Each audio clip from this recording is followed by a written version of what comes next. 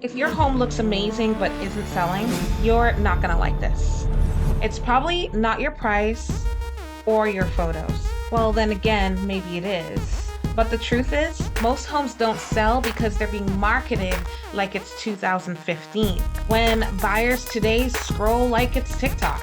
Attention spans are short, and your agent strategy matters more today than ever. If it doesn't grab in 3 seconds, it's invisible. The sellers I help use buyer psychology and real-time visibility to create demand, not just sit and wait for it. Pricing right and creating a successful launch plan.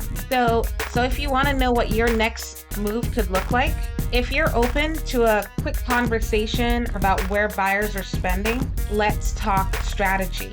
And in the next video, I'll show you how to stack demand before day one. Follow for more content, and don't forget to like and subscribe.